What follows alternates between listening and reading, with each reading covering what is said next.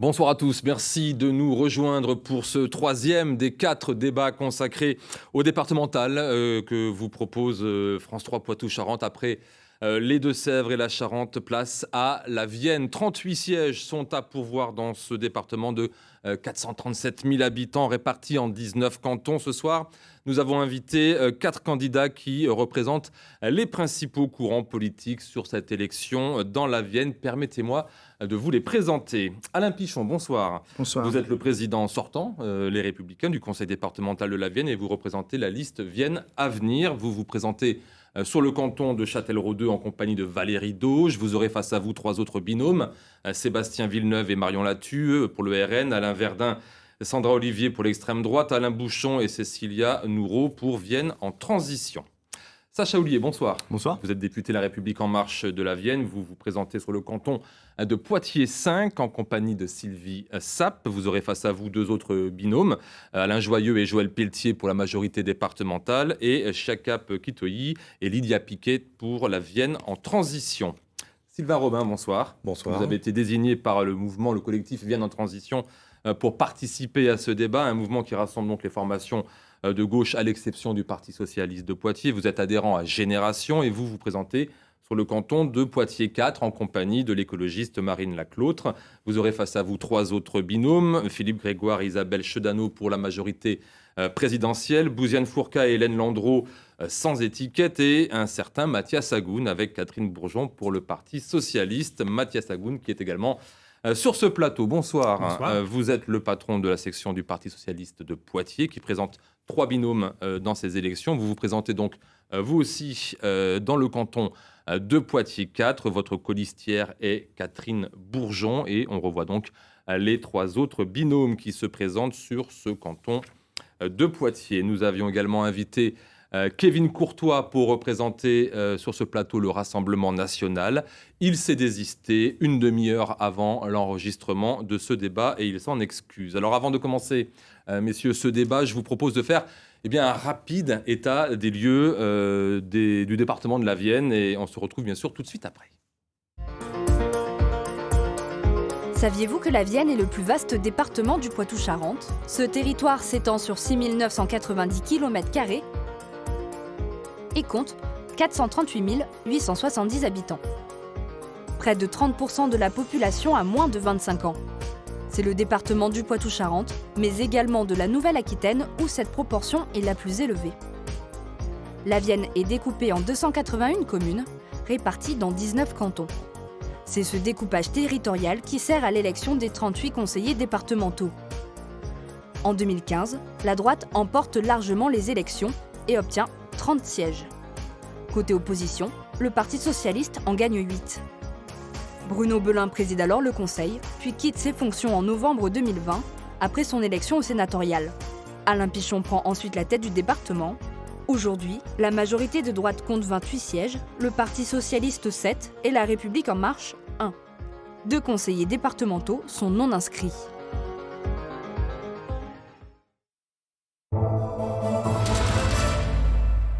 Voilà, encore un mot pour vous dire que ce débat se fait sous la règle de l'équité de temps de parole et non de l'égalité de temps de parole. Vous aurez chacun 1 minute pour conclure en fin d'émission. L'ordre de passage a été effectué par tirage au sort en présence des candidats juste avant ce débat. Et c'est vous, Mathias Agoun, qui êtes le premier à parler. Ensuite, ce sera Alain Pichon, Sacha Houlier et Sylvain Robin. Le premier thème touche à la compétence principale du département, à savoir la solidarité et l'aide sociale. Comment adapter le département de la Vienne à l'après-Covid et quelles sont vos priorités ? Alors, la solidarité, c'est quelque chose qui couvre beaucoup de gens. Moi, ce qui m'intéresse, c'est de prendre justement ces gens un par un, et notamment la question des personnes âgées. La Vienne, malheureusement, est très en retard dans ce domaine. Si on doit calculer, par exemple, l'aide personnalisée à l'autonomie, le point GIR, alors c'est un petit peu technique, et qui est décidé par chacun des départements de France, la Vienne est avant-dernier de tous les départements métropolitains. Avant-dernier. Ça veut dire, en conclusion, que les gens qui, pour une même situation, vivent dans la Vienne sont moins bien lotis que les gens qui vivent dans les départements limitrophes. Qui peut supporter ça plus longtemps ? Moi, je crois que c'est sur ces données-là qu'il faut agir. Le point GIR. Alain Pichon ? Sur le point G, juste une petite réponse.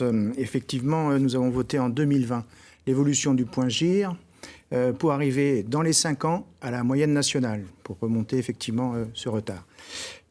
C'est notre cœur de compétences, effectivement, la solidarité du premier âge à nos aînés, la solidarité est totalement la base de travail de notre département. Sur le point GIR, justement, sur le fait qu'on soit avant-dernier en France par rapport à la valeur du point GIR. Nous étions historiquement bas, nous avons remonté petit à petit et nous avons souhaité dès 2020 passer la vitesse supérieure pour arriver dans la moyenne dans 4 ans. Sacha Houlié. Sur cette question des solidarités, c'est au moins 3 priorités que nous avons. La toute première, c'est la maison départementale des personnes handicapées. Dans les permanences parlementaires, ou au cours de discussions qu'on a pu avoir avec les familles, on a un véritable problème qui est la sous-évaluation des droits, qui est la complexification des situations administratives et qui est des délais qui sont trop longs. Et sur cette question, la priorité des priorités, ce sera de réorganiser la maison départementale des personnes handicapées. L'autre, ça a été dit sur le vieillissement, c'est d'accompagner les personnes qui sont à domicile, c'est de faire des tarifs sociaux dans les EHPAD, et puis c'est encore de pouvoir dire que ceux qui s'en occupent, les aides à domicile, ils puissent avoir des salaires qui soient réévalués. L'État a mis 75% de cette augmentation. C'est la première décision que nous prendrons si nous sommes élus au département, l'augmentation de 15% du salaire des aides à domicile. Sylvain Robin. Oui. Vos priorités sur la solidarité, sur l'aide sociale. Écoutez, ce que nous avons constaté quand on a rencontré les personnes sur le territoire, c'est qu'ils ont un vrai problème de recours aux droits dans ce département. Donc nous prévoyons l'augmentation des personnels à la MDPH et aussi dans les centres de santé publique. Nous souhaitons faire des centres publics de santé qui viendraient mailler l'ensemble du territoire, un peu comme en Charente, par exemple, pour répondre à ce qui finalement a été un point très compliqué lors du Covid, à savoir l'accès à la santé. Et de fait, nous proposons de mailler le territoire. C'est très simple, ça ne coûte pas grand-chose parce que ça serait... les actes médicaux les paieraient. Et de fait, on pourrait... Nous, c'est la première politique que nous ferons. Aussi, nous parlons solidarité, donc nous parlons RSA. Et pour le département, le RSA n'est compensé par l'État que de 45%. J'imagine que vous acquiescez. Et 3 départements ont mené un combat juridique contre l'État pour que l'État paye à 100% la compensation du RSA. Et nous mènerons ce combat-là. Ils ont gagné en première instance, ils sont maintenant en appel. Nous pensons vraiment pouvoir augmenter tout de suite, après bien sûr la victoire judiciaire, les aides au RSA, et du coup ne pas imputer pour autant le reste des finances du département. Alain Pichon, on a entendu qu'il y a des volontés de réorganiser, par exemple, la maison départementale des solidarités ou même des personnes handicapées. Il y a un problème à ce niveau-là. Vous avez vous aussi ce constat-là ? En regardant de près, nous sommes au niveau national sur la durée de traitement des dossiers MDPH, les 11e. C'est vrai que c'est toujours trop long, un petit peu plus de 3 mois dans la Vienne, c'est toujours trop long. Ces commissions MDPH, sont composées... Maison départementale des personnes handicapées, oui, pardon. Ce sont des dossiers qui sont gérés par des professionnels de santé, ni par les élus, ni par les administratifs. Nous sommes 11e, c'est effectivement toujours trop long.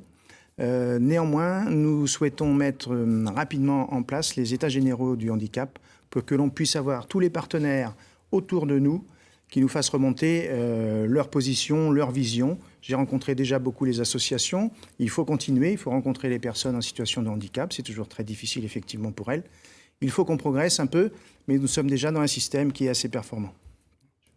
Mathias Agoun, vous écoutez avec attention. Oui, je crois que sur le handicap, il y a la même chose que sur le vieillissement. C'est-à-dire que le président Pichon le reconnaît et je lui fais grâce de ça. Mais il y a un vrai problème. Si je prends une seule chose, les gens qui travaillent toute leur vie, à un moment, dans des ateliers protégés, lorsqu'ils partent à la retraite, il n'y a pas assez de place pour eux. Ils ne peuvent pas intégrer à un moment des maisons comme tout le monde, entre guillemets. Il faut des maisons adaptées. Et ça, c'est un vrai souci dont on s'est trop peu préoccupé. Donc, encore une fois, dans tous les aspects de la solidarité, on l'a vu avec le RSA, je l'ai dit avec le vieillissement, je le redis avec le handicap, on voit bien qu'on a de graves lacunes. Je crois qu'il faut que le département arrive à faire sur les solidarités ce qu'il a pu faire il y a très longtemps maintenant sur le Futuroscope, c'est-à-dire avoir une véritable ambition. Sacha Houlié. Peut-être de complément, parce que l'amélioration, elle ne peut pas se faire que sur le délai du traitement. Les dossiers, c'est surtout aussi des sous-évaluations de droits. C'est-à-dire qu'il y avait un renouvellement.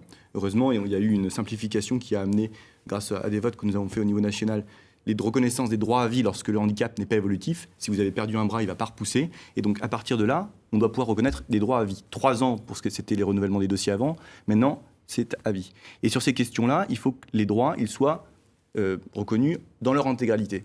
Qu'est-ce qu'il y avait jusqu'à présent comme difficulté ?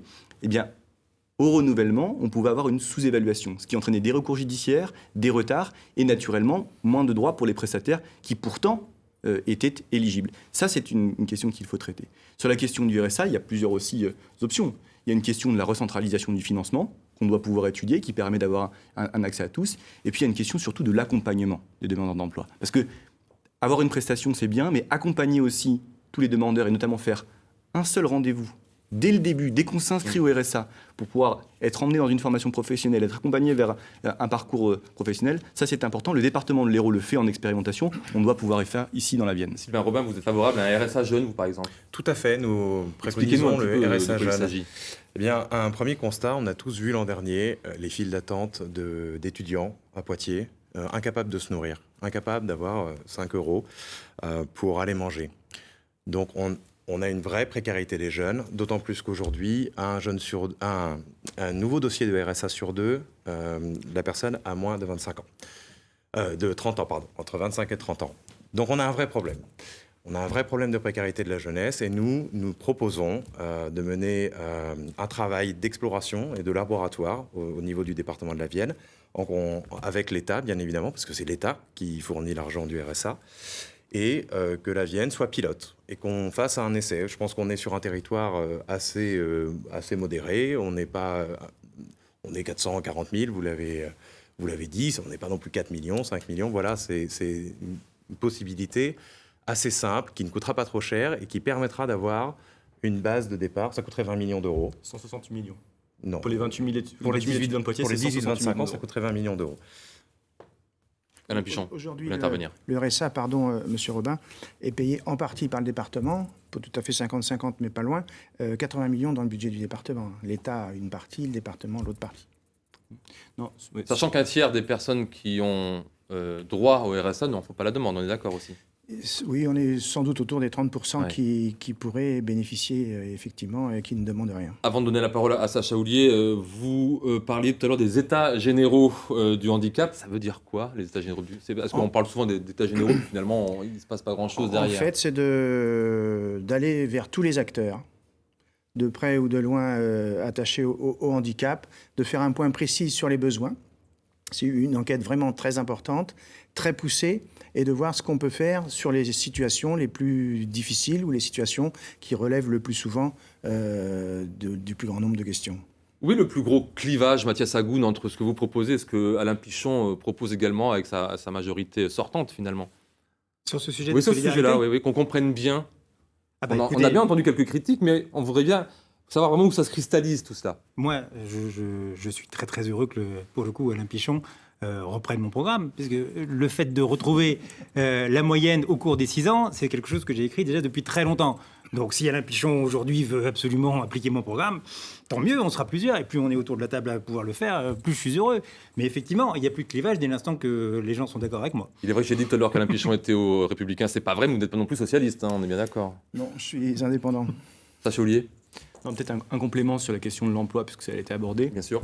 Je vous ai dit que sur le RSA, il y avait un sujet sur l'accompagnement, c'est-à-dire faire dès le premier rendez-vous et non pas 4 mois après, 3 mois après. Je sais que ces délais ont accéléré, notamment sous l'influence de la CAF, mais faire dès le premier rendez-vous l'inscription au droit et un accompagnement. Et ça, c'est important parce qu'il peut y avoir des accompagnements via les entreprises adaptées, il peut y avoir des accompagnements via l'insertion par l'activité économique, et puis il peut y avoir la redéfinition d'un projet professionnel. Moi, j'ai plus de réserves sur le RSA jeune parce que je pense qu'on doit d'abord réussir l'entrée dans l'emploi. J'ai dit qu'il y avait un coût qui était très important, et puis parce qu'il y a des dispositifs de l'État qui vont arriver sur la garantie universelle pour les jeunes, et qui notamment va toucher près d'1 million de jeunes au niveau national, pour tous ceux qui n'ont rien, ni formation, ni emploi. Et ça, c'est complémentaire de l'activité du département. Pour terminer sur ce thème, je voulais savoir si avec la crise du Covid, le département a encore les épaules assez solides pour supporter toutes les dépenses sociales qu'il doit faire, Alain Pichon.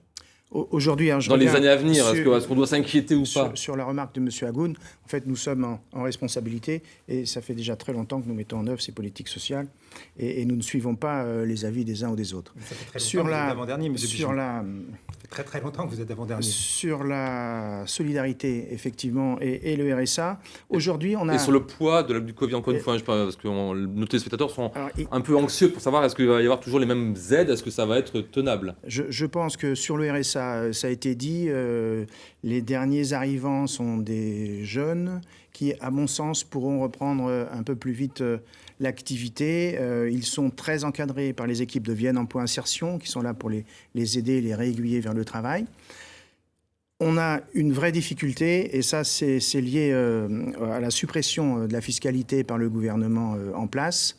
Nous n'avons plus de levier sur l'imposition, donc nous ne pouvons pas, si nous avons des besoins particuliers, des besoins supplémentaires en termes de financement, nous ne pouvons pas appuyer sur ce levier-là. Nous sommes maintenant soumis à des dotations qui sont fixes et qui ne sont pas liées à l'inflation, qui n'augmenteront pas. Vous parlez de l'État, ça fait sourire, bien sûr, Sacha Houlié. Oui, parce que les dotations, d'abord, aux collectivités, elles ont cessé de baisser sous notre majorité. Et que, par ailleurs, effectivement, sur la question des parts qui sont réservées aujourd'hui aux départements, comme elles le sont aux régions, pour la part de TVA, eh bien, ce que l'on voit dans la durée, c'est qu'il y a un maintien et même il y a une évolution positive des ressources. Donc, je dis, il n'y a pas à craindre de l'engagement de l'État pour ce qui nous concerne en ce moment sur les dotations des départements. Même si je comprends les regrets de certains élus, je sais que la fiscalité appelle aussi à être maîtrisée. On en a eu des exemples récents. Sylvain Robin, à un moment donné, dans votre programme, vous parlez d'investir sur l'intergénérationnel. Ça veut dire quoi concrètement l'intergénérationnel? Investir sur l'intergénérationnel. Alors je tenais à revenir sur le RSA jeune. Excusez-moi. Le RSA jeune, c'est pas pallier, donner de l'argent à des jeunes qui ne travailleraient pas. C'est donner de l'argent à des jeunes qui ne trouvent pas du travail momentanément. C'est tout à fait transitoire. D'accord ? Bon, vous le sous-entendez autrement. Pas du tout. Et pour revenir sur les aides sociales, c'est de l'argent qui sera dépensé directement sur le territoire. Donc, ce n'est pas de l'argent perdu pour le territoire. Après, concernant l'intergénérationnalité, bien évidemment, nous souhaitons mettre en place des projets intergénérationnels, notamment pour les personnes les plus âgées, pour favoriser des logements qui sont mixtes, voilà, qui ne sont pas juste entre personnes âgées. Et nous souhaitons accompagner les initiatives citoyennes, parce qu'il y en a beaucoup, qui souhaitent monter ce genre de projet. Qui veut réagir à cette... Peut-être un élément dont on n'a pas beaucoup parlé, c'est surtout dans les solidarités, c'est l'équipement en maison de santé. Donc ça a été un peu abordé. Il y a des maisons de santé qui sont créées par des professionnels et qui fonctionnent très bien. Elles sont anciennes, à Vivonne, à Vouneuil-sur-Vienne, ça fonctionne très bien. Il y a des projets où il y a des médecins salariés, dans des quartiers populaires, ça fonctionne aussi.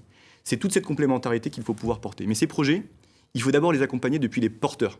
Parce que lorsqu'ils sont créés ex nihilo sur le territoire, c'est-à-dire lorsqu'on décide de poser des murs et ensuite on recherche des médecins, dans ce cas-là, on peine à en trouver pour équiper le territoire.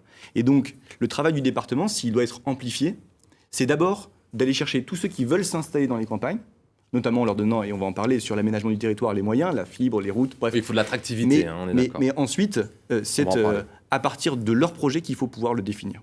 Mathias Hagoun. Sur ce sujet, s'il vous plaît. Effectivement, comme vous l'avez dit, il faut de l'attractivité.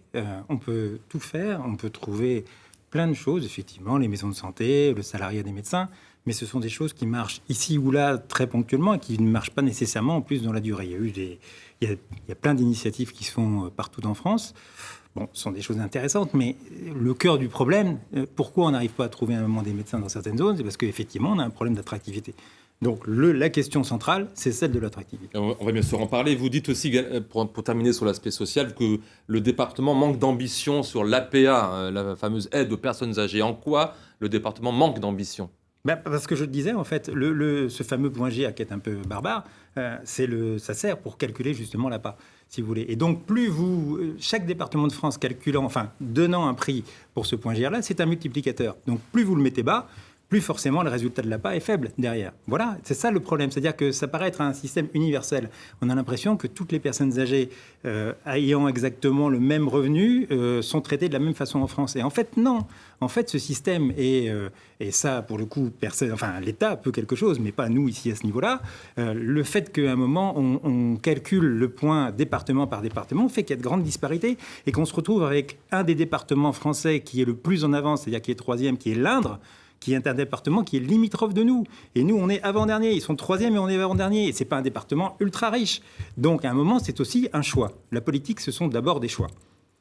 Alain Pichon, un mot pour conclure sur ce thème. Au niveau de la santé, effectivement, les professionnels de santé sont rares sur notre territoire. Nous avons mis depuis quelques années en place des bourses auprès des étudiants en médecine et nous les avons élargies aujourd'hui à tous les professionnels de santé, dentistes, kinés, orthophonistes, etc. Allez, on parle du développement territorial, autre thème qui fait partie bien sûr des compétences du département, avec par exemple le réseau routier. On parlera ensuite de l'aéroport de Poitiers si vous voulez bien, des thèmes souvent clivants. Qu'est-ce que vous proposez chacun pour ces questions, on va dire d'abord de mobilité finalement? Mathias Agoun, vous êtes en première part. Sur le réseau routier, il y a pour le coup quelque chose qui s'impose à nous, c'est l'axe Poitiers-Limoges. Toulouse, Poitiers-Limoges-Lyon, parce qu'il ne faut pas s'arrêter à Poitiers-Limoges, la solution, ce n'est pas celle-ci. La 147. Voilà, exactement, ce qu'on appelle la 147. Mais je veux dire, la question pour la Vienne, comme pour Grand Poitiers d'ailleurs, c'est ce développement-là vers Lyon et vers Toulouse. Et pour ça, il faut, ça commence par là, qu'on ait une déviation dite de Mignaloux, depuis longtemps, voilà, qui soit enfin active. Donc, moi, sur ce sujet-là, nous avons tous au Parti socialiste un avis très très tranché, puisque, alors je ne vais pas emmener les gens sur des considérations un peu compliquées, mais en gros, l'État a défini 6 tracés. Voilà, il y a pour nous un seul tracé qui est retenable. Le tracé nord. Le tracé nord, mais pas celui nord-long, bien sûr, mais pas celui qui passe par le Bruy-Magot, celui qui se connecte directement à la pénétrante, voilà, et qui est le seul tracé qui permet 2 choses, à la fois de relier l'axe Poitiers-Limoges, Toulouse et Poitiers-Chauvigny-Châteauroux, et en même temps d'emmener la circulation ailleurs que sur le rond-point du CHU. Alain Pichon. Une des grandes priorités du département, la mobilité. 747, c'est le fil rouge, le fil de vie du Sud-Vienne. C'est indispensable, mais c'est aussi relier l'Est à l'Ouest. Il faut aller plus loin que Limoges-Poitiers. Il faut aller effectivement jusqu'à Bressuire pour aller jusqu'à l'océan. C'est indispensable. Le débat de l'État aujourd'hui, autoroute ou aménagement en 2x2 ou 2x1 par endroit sur la route nationale 147. Aujourd'hui, à mon sens, est un débat qui n'est pas d'actualité. C'est important. C'est important de l'avoir, mais quand on nous parle à un moment donné de consommation d'espace, il faut être très attentif. Et on voit que l'État ne joue pas le jeu non plus dans les contrats de plan État-région. La déviation de l'USAC, on devait la faire dans le plan précédent. On va la faire à partir de l'année prochaine. On a toujours beaucoup de retard. Et la part du département est extrêmement importante sur cette déviation de l'USAC. Sacha Ollier. Trois éléments sur ce sujet également. D'abord, effectivement, le sujet de l'axe Nantes-Poitiers-Limoges, c'est celui qui est prioritaire, mais depuis très longtemps. Et donc la question de la 147 qui s'impose, c'est d'abord le débat public qui va avoir lieu dès cet été, en disant est-ce qu'on fait des dédoublements sur la route 147 qui existe? J'y suis favorable dans le cadre de ce qui est prévu, mais il faut aussi étudier l'autoroute concédée. Pourquoi? Parce qu'elle détourne le flux des poids lourds d'une route et elle la rend plus sécurisée. C'est le premier élément. Le deuxième élément, c'est qu'effectivement, il y a cette question de la déviation sud-est de Poitiers, l'entrée sud-est de Poitiers, la déviation de Mignaloux. Et pour ce sujet, je rejoins Mathias Agoun lorsqu'il dit que la déviation nord-long est celle qui s'impose depuis longtemps et qu'on aurait dû réaliser déjà depuis un moment. Donc qu'il faudra faire dans les plus brefs délais. Et le troisième élément, c'est qu'il y a beaucoup de rénovations qui sont annuelles des routes. Sauf que lors de ces rénovations, souvent la route est grattée et ce sont des gravillons qui sont posés dessus. Ce sont les maires qui nous le disent.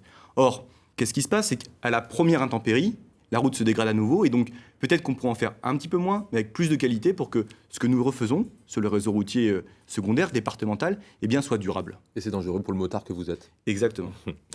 Sylvain Robin. Oui, alors nous prenons l'écologie, donc évidemment tracer une autoroute qui serait prête en 2035, on ne connaîtra pas les flux en 2035, on n'en a aucune idée. Pour nous, ça nous paraît une aberration écologique, une aberration financière aussi parce qu'elle est annoncée à 1 milliard d'euros, elle en coûtera probablement plus. C'est ce qui était annoncé. Vous avez pris position dans la presse, M. Pichon, M. Houllier, voilà, tout le monde l'a lu. Concernant la RN 147, et évidemment le point névralgique qui concerne la Vienne, c'est bien la sortie de Poitiers Sud-Est et donc de Mignaloux. La déviation nord, certes, mais la déviation nord ne réglera pas tout à fait le problème de Mignaloux, Beauvoir. C'est-à-dire qu'on détournera 4000 véhicules par jour, mais que fera-t-on quand même des 16 000 à 18 000 qui passent de toute façon? Mignaloux-Beauvoir restera engorgé. Donc nous prenons plutôt une pluralité de solutions. Nous suivons l'idée de Grand Poitiers, de boulevard urbain, avec une augmentation des lignes de bus. Bon, c'est pas les compétences du département, mais nous l'appuierons. Et surtout, je m'étonne quand même, quand on parle de Poitiers-Limoges, qu'on ne parle pas du tout du ferroviaire. La ligne Poitiers-Limoges est dans un état déplorable. Moi, des fois, je vais travailler à Limoges. Bon, on va à 60 km/h, mais c'est plus long que d'y aller en voiture. Ça, c'est juste plus possible aujourd'hui. Donc, on s'est perdu dans l'idée qu'il y allait y avoir une LGV. Donc, on n'a pas du tout fait les travaux de mise à niveau du ferroviaire.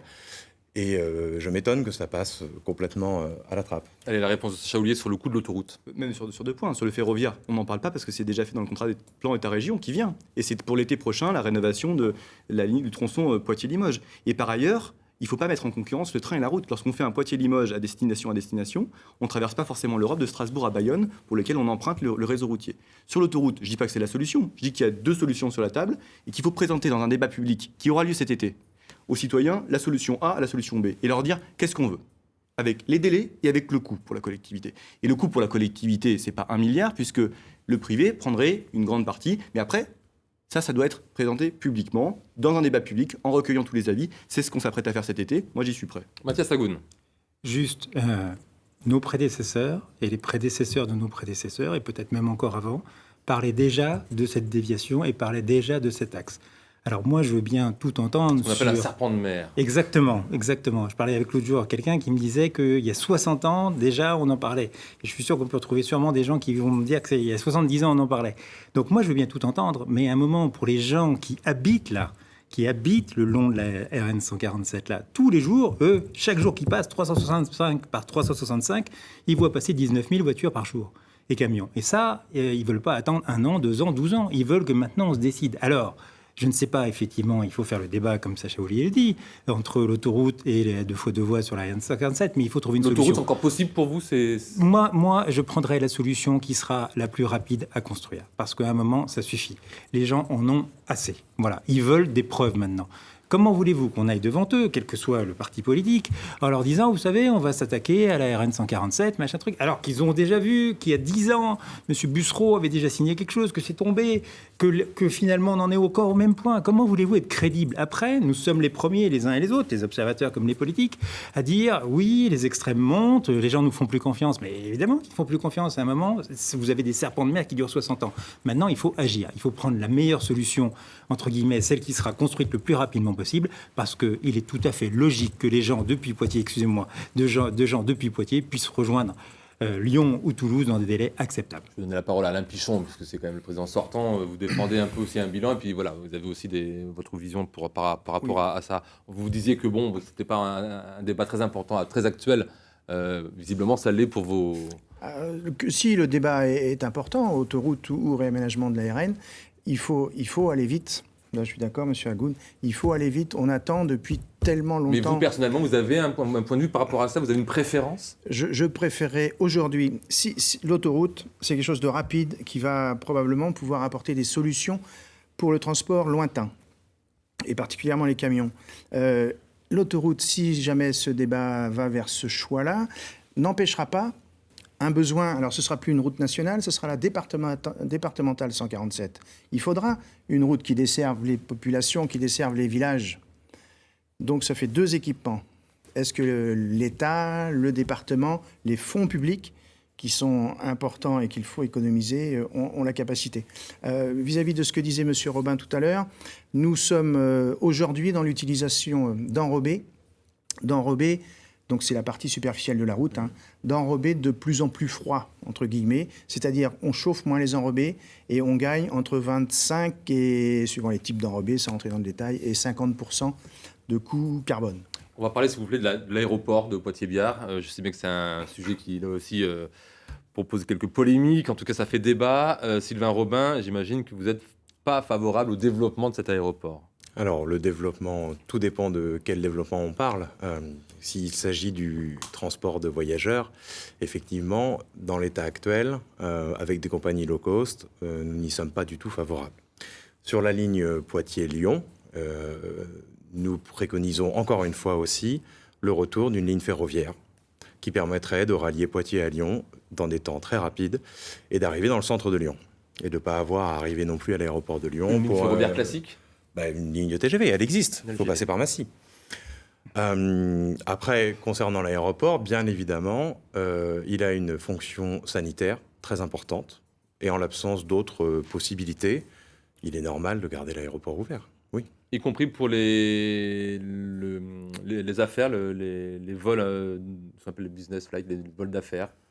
Les vols d'affaires, écoutez, si la Chambre de commerce s'est retirée des financements de l'aéroport, je ne sais pas s'ils ont une réelle importance. Donc on garde le sanitaire, Sacha Houlier. Là encore, peut-être en trois aspects. D'abord, je pense que quand on est un élu local, on ne peut pas être favorable à la fermeture d'un équipement public. Donc quand on a un équipement public comme l'aéroport, on le défend. En revanche, on peut s'interroger sur son financement. Et là, pendant des années, des lignes low cost ont été financées par l'aéroport. Ça n'a pas lieu d'être. En revanche, les lignes qui sont des obligations par de les service... impôts, finalement, on est oui, d'accord. Les lignes qui sont des obligations de service public, celles de Lyon, mais celles qu'on pourrait ouvrir avec Montpellier ou Marseille, où l'offre de train n'est pas performante aujourd'hui, ça, on peut le maintenir. Et puis, on pourrait avoir des collectivités qui se sont retirées, qui financent. C'est-à-dire, d'abord la région, mais si l'aéroport est d'intérêt départemental, comme ce que je crois, eh bien, d'autres collectivités, comme l'ensemble des communautés de communes de ce département, devraient pouvoir y financer. Par ailleurs, je comprends les réserves qui sont celles aujourd'hui émises sur l'aviation, mais on vient de montrer qu'on peut traverser l'océan Atlantique avec du carburant qui est moins polluant, en tout cas avec de l'huile de friture en partie dans les réservoirs, et on n'est pas à l'abri de pouvoir, grâce au progrès technologique, eh bien aller plus loin sur ce genre de choses et avoir une aviation qui soit plus vertueuse. Mathias Agoun.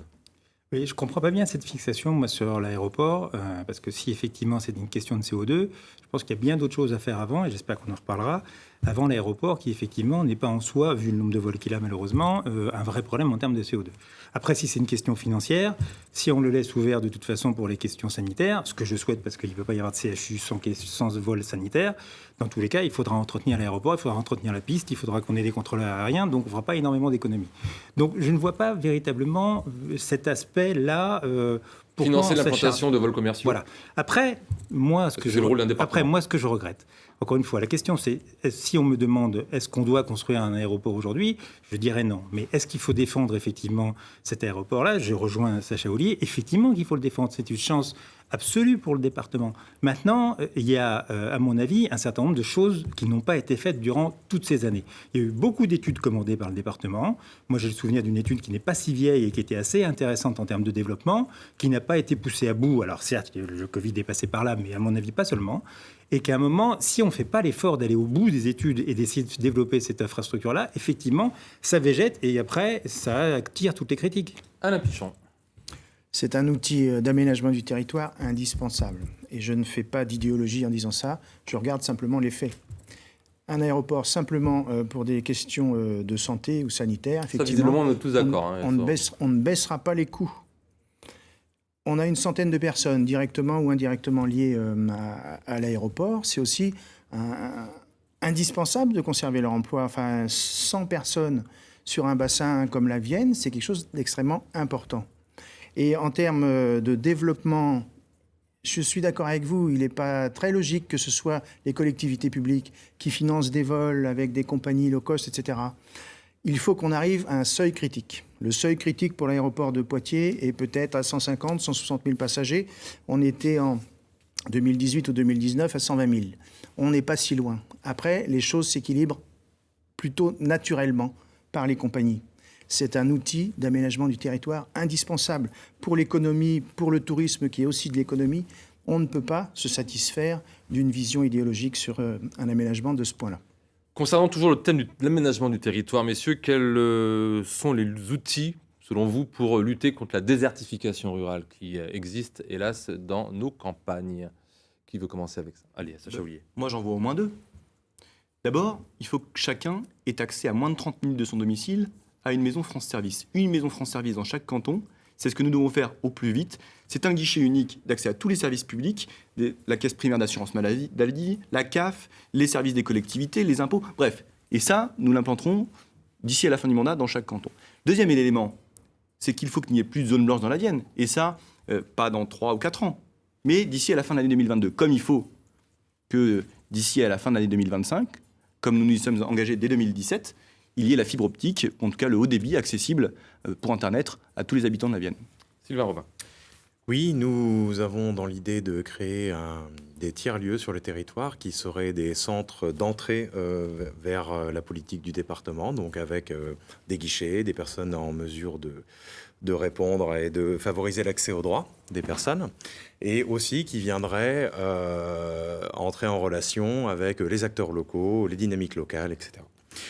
Nous avons aussi comme ambition... Dans chaque canton Dans chaque canton. Alors, nous avons comme méthode en général la concertation. Donc, nous concerterons évidemment les maires des communes, les EPCI, pour voir lesquels se porteraient candidates et lesquels voudraient bien travailler avec nous sur ce projet.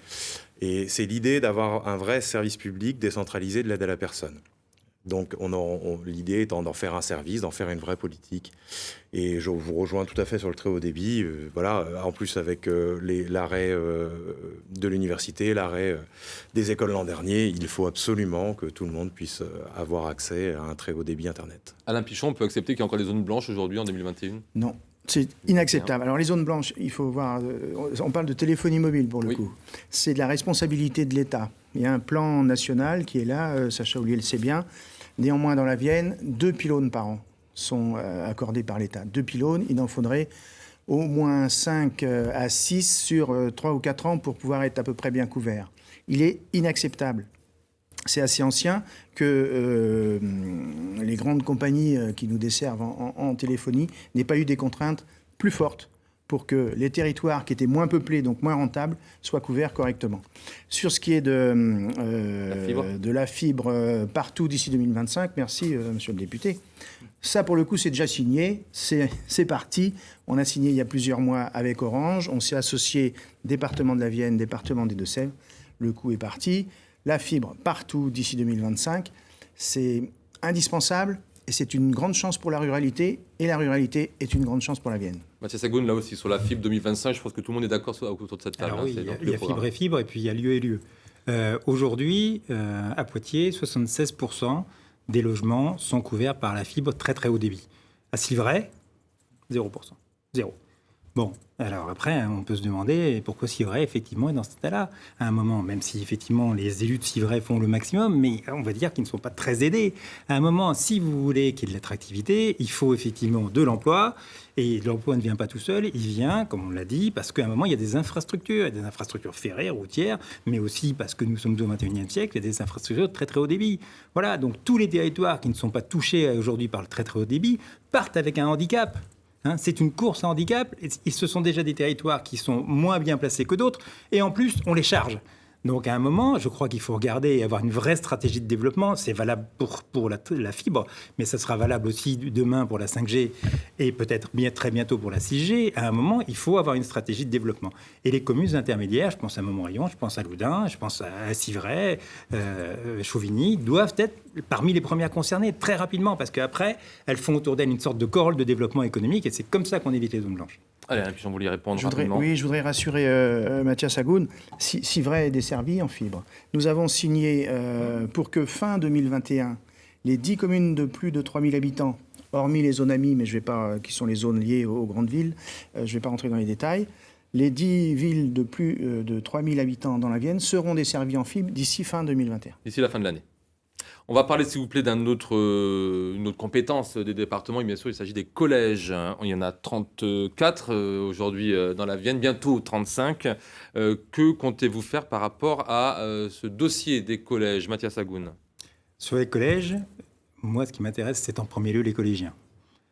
Je veux que les jeunes dans la Vienne aient toutes les chances. On ne peut pas déplorer au niveau national la baisse systématique d'un niveau, alors après vrai ou pas vrai, mais classement après classement, et notamment je pense aux mathématiques, et ne rien faire, rester les bras croisés. Moi, dans notre programme en tout cas, nous avons mis en place le fait qu'il y aura du soutien scolaire partout sur les 34 collèges, enfin bientôt 35, en français, en maths et en anglais, pour tous les collégiens, et ça de façon gratuite, parce qu'il n'y a pas de question que... Sur la base du volontariat.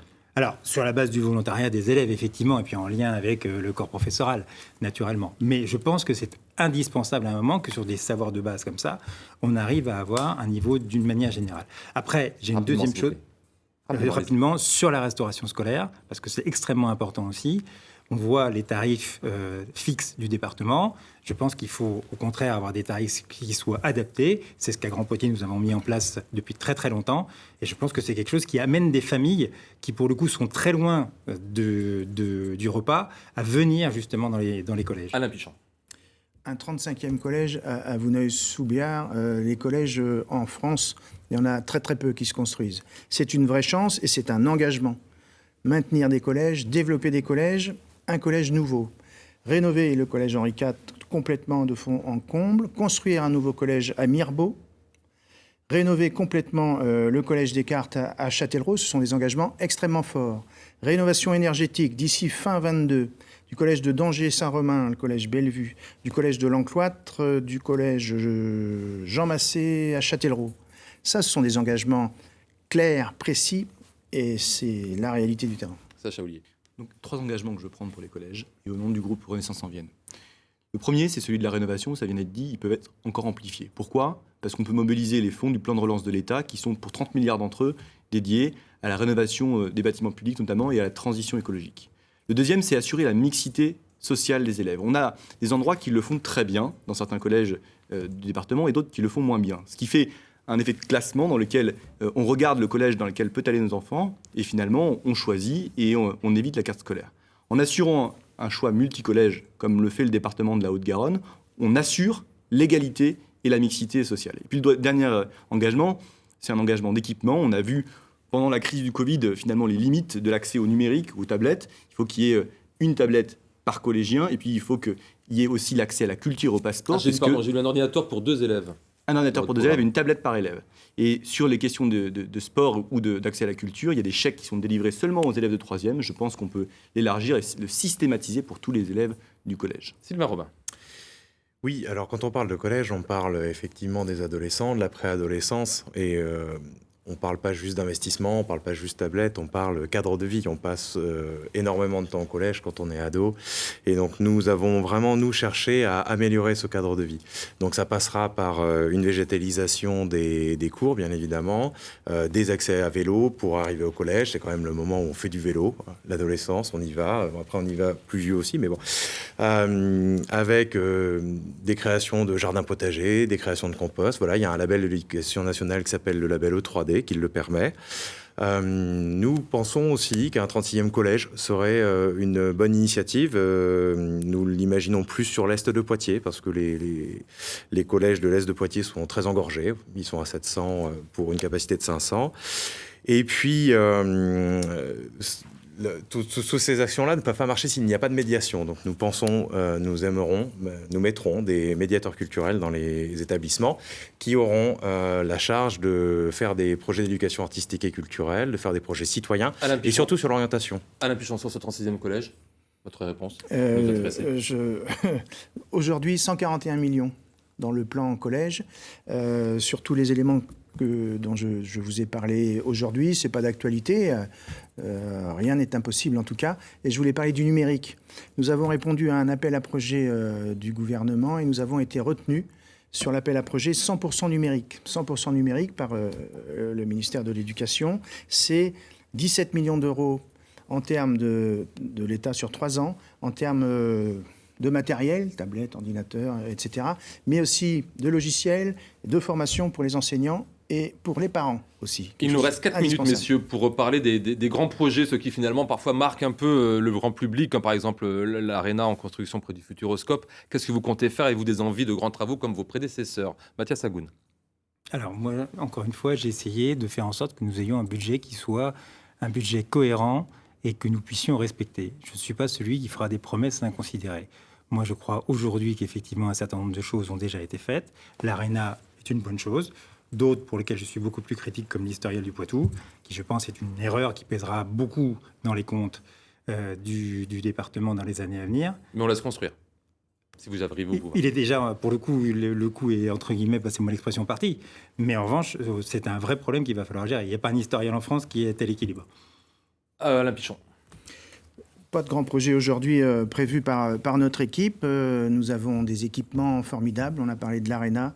100 millions financés par la SEM patrimoniale pour le Futuroscope numéro 2. C'est quelque chose de formidable. Le Futuroscope, c'est la locomotive touristique, mais aussi économique du département. Il y a des satellites partout. Il y a des gens qui reçoivent dans leur maison. Il y a des gîtes. C'est vraiment une locomotive. Il était indispensable de pouvoir passer ce deuxième pas. C'est vraiment exceptionnel de réussir, sans avoir retardé les travaux, pendant cette période extrêmement difficile où le Futuroscope, comme tous les autres parcs, ont été fermés, de n'avoir pris aucune journée de retard sur le chantier Futuroscope 2. Sacha Ollier. Mais pour le département, le groupe Renaissance en Vienne, nous avons un projet qui n'est pas grand par son coût, mais qui est grand par son impact et par son innovation.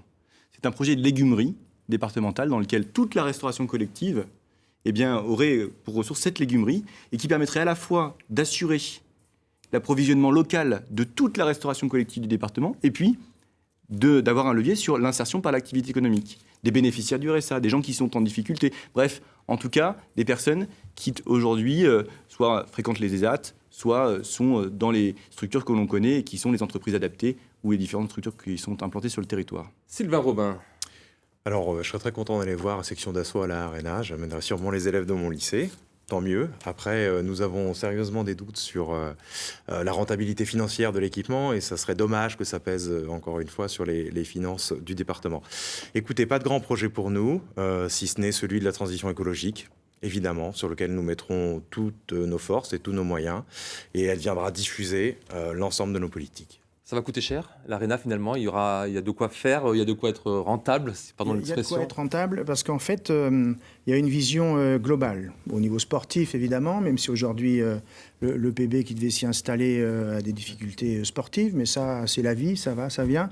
Et je pense qu'ils ont des grandes capacités pour rebondir rapidement. Le PB jouera à l'Arena, par exemple, l'an prochain ? Aujourd'hui, nous n'en avons pas rediscuté. Le changement de division peut être une question. La culture, section d'assaut, mais aussi bien d'autres, attirera énormément de monde. Que les gens de la Vienne soient obligés d'aller à Nantes ou à Bordeaux pour voir des spectacles de qualité, c'est du passé. Et ce qui est extrêmement intéressant, 45 dates l'été réservées par le Futuroscope pour un grand spectacle. Et ça, c'est probablement ce qui... peaufine, c'est la cerise sur le gâteau et c'est probablement aussi l'équilibre financier avec tout ça. Allez, il est temps, messieurs, de procéder à vos conclusions. Vous avez chacun 1 minute pour nous convaincre de voter pour votre camp. Mathias Agoun, vous ouvrez le bal. Alors, je serai le candidat de l'emploi. Ça veut dire qu'aucune norme, rien ne m'empêchera d'aller chercher l'emploi là où il est pour le mettre là où il doit être, c'est-à-dire ici. D'autre part, je suis aussi le candidat des personnes âgées, de nos parents, de nos grands-parents qui souhaitent rester le plus longtemps possible à domicile. Et pour cela, nous leur ferons bénéficier d'aide et nous ferons augmenter l'APA de 25%. Enfin, et surtout peut-être, je suis le candidat des jeunes pour leur réussite grâce au soutien scolaire gratuit, à une ouverture sur le monde sûrement amplifiée et différente. Mais pour que tout ça se réalise, il faut que dimanche prochain, vous toutes et vous tous qui nous écoutez, alliez voter, voter, voter. Merci beaucoup. Alain Pichon, votre conclusion, s'il vous plaît. La solidarité est le cœur de notre compétence. On en a beaucoup parlé. Continuer d'aider nos aînés pour qu'ils restent plus longtemps. Une réinclusion pour les aînés, qu'ils restent plus longtemps chez eux, dans de bonnes conditions. Aider les aidants, qui sont aussi très souvent en difficulté. On l'a déjà fait et on continuera de le faire. Il est extrêmement important aussi de préserver notre environnement. On travaille déjà beaucoup au niveau du département de la Vienne sur l'environnement. Nous avons été les premiers à créer un schéma départemental de l'eau. Quelque chose d'assez novateur et d'assez extraordinaire. 70 groupements de réflexion, associations, collectivités autour d'une table pour parler d'un sujet aussi important que l'eau. C'est totalement essentiel. Merci. Allez, un dernier mot, très rapidement. La jeunesse, évidemment. Il faut que nos jeunes soient bien formés, c'est le cas dans la Vienne, et il faut qu'ils restent chez nous. Sacha Houlier. Bien, le groupe Renaissance en Vienne, c'est 8 mois de concertation pour 4 axes majeurs dans le programme. C'est un département plus solidaire, avec une maison départementale des personnes handicapées réellement au service des usagers. C'est un département plus attractif, avec notamment une maison de service public dans chaque canton et des routes qui sont rénovées avec des équipements qui sont de qualité. C'est un département plus innovant pour ses collèges, pour ses étudiants et pour ses jeunes. Et puis c'est un département plus responsable, c'est-à-dire un département qui investit dans la rénovation des bâtiments publics pour une légumerie. Et donc avec la filière courte qui est privilégiée et puis qui favorise ainsi l'emploi. Bref, Renaissance en Vienne, c'est un renouveau pour le département et c'est ce que nous souhaitons et pour cela, nous comptons sur vous les 20 et le 27 juin prochains. Merci beaucoup. C'est au tour de Sylvain Robin pour Vienne en transition. Alors la Vienne en transition est d'abord un rassemblement citoyen, un rassemblement en mesure de proposer des candidats sur l'ensemble des cantons du département de la Vienne, un rassemblement de la gauche, comprenant les forces de l'écologie et du progrès social. La Vienne en transition, c'est aussi un renouvellement démocratique. C'est la rencontre entre des personnes qui prolongent leurs engagements de la vie quotidienne, associatifs, bénévoles, syndicalistes, travailleurs du social, de la santé, de la culture, et des personnes qui souhaitent un profond changement des pratiques politiques. Elles aspirent toutes à plus de justice sociale, plus d'écologie et plus de démocratie sur leur territoire et dans leur vie. Lors de cette campagne, vous nous avez rencontrés partout, sur les marchés, en porte-à-porte, lors d'ateliers participatifs, lors de réunions publiques. Nous avons parlé, nous avons imaginé, nous avons rêvé d'un autre futur, un futur plus heureux, plus écologique et plus solidaire. Surtout, nous avons inventé un autre département de la Vienne, sur la base de solutions concrètes. Un département qui place la transition écologique au centre de toutes ses actions, qui assume pleinement ses compétences en santé et en social, et qui propose un nouveau pacte démocratique pour ses habitants. Merci beaucoup. C'est la fin de ce débat spécial élection départementale dans la Vienne. Merci, messieurs, d'avoir accepté notre invitation. Je rappelle que nous avions invité un représentant du Rassemblement national qui s'est désisté une demi-heure avant l'enregistrement de cette émission. Tout de suite, un autre débat mené par France 3 Limousin pour, cette fois-ci, le département de la Haute-Vienne. Quant au dernier débat picto-charentais, il concernera le département de Charente-Maritime et c'est Laïd Béritane qui vous donne rendez-vous mercredi à 22h40 sur France 3 Poitou-Charentes. Vous pouvez retrouver tous ces débats bien sûr sur Noah ainsi que sur notre site internet na.france3.fr. En ce qui me concerne, eh bien moi je vous retrouve bien sûr avec grand plaisir dimanche soir pour la grande soirée électorale du premier tour des élections départementales et régionales. Je vous souhaite à toutes et à tous de passer une excellente nuit et merci de votre fidélité.